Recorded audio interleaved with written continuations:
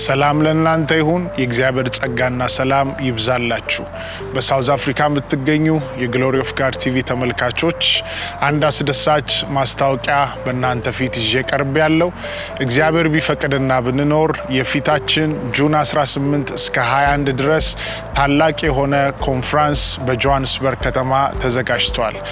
ጌታ ቢፈቅድ በእነዚህ 4 ተከታታይ ቀናቶች በኬንሲንግተን ኩዊንስ ስትሪት በላቭ ኦፍ ክራይስት ቤተክርስቲያን ውስጥ ታላቅ የሆነ የወንጌል ድግስ ተዘጋጅቷል። ስለዚህ በጆሃንስበርግ ከተማ የምትገኙ በጆሃንስበርግ አካባቢ የምትገኙ በዚህ ሳምንት የመጣችሁ ጸጋን እንድትካፈሉ በጌታ ፍቅር ጥሪ ያደርጋለሁ። የክርስቶስ ወንጌል በኃይል ይሰበካል። ለታመሙ ፈውስ ይሆናል፣ ለታሰሩ ነፃ መውጣት ይሆናል። ስለዚህ በዚህ ፕሮግራም ላይ ከፓስተር ራጁ ጋር ከቤተክርስቲያኒቱ መሪ ጋርና ከሌሎች ዘማሪዎች አገልጋዮች ጋር አገለግላለሁ። አስታውሱ ከጁን 18 እስከ 21 በጆሃንስበርግ ኬንሲንግተን ላቭ ኦፍ ክራይስት ቸርች ላይ ተከታታይ 4 ቀናቶች እናገለግላለን። የጌታ ጸጋ ይገለጣል። ኢየሱስ የነፍስም የስጋም ፈውስ ነው።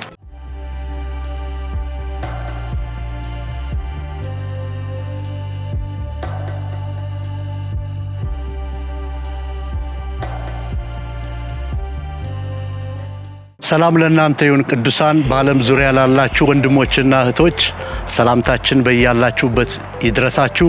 የክርስቶስ ፍቅር ቤተክርስቲያን ከፊታችን ባለው ጁን 18፣ 19፣ 20 እና 21 በሚኖረው የምስረታ በዓል ላይ ሁላችሁም በመገኘት የበረከቱ ተካፋዮች እንድትሆኑ እንጋብዛችኋለን። በዚህ ፕሮግራም ላይ የእግዚአብሔር ጸጋ፣ የእግዚአብሔር ምሕረት፣ የእግዚአብሔር እጅ እንዲገለጥ ያላችሁበት በጸሎትም በማንኛውም አብራችሁ እንድትሆኑ እንጋብዛችኋለን። በዚህ በሚኖረን አገልግሎት ላይ ፕሮፌት ዘካርያስ ከኢትዮጵያ ያገለግለናል። የእግዚአብሔርን ጸጋ እንድትካፈሉ የእግዚአብሔርን በረከት እንድትካፈሉ በፍቅር እንጋብዛችኋለን። በዛ እስከምንገናኝ ጌታ ኢየሱስ አብዝቶ ይባርካችሁ። እንወዳችኋለን። እንኳን ስሙን ያመኑት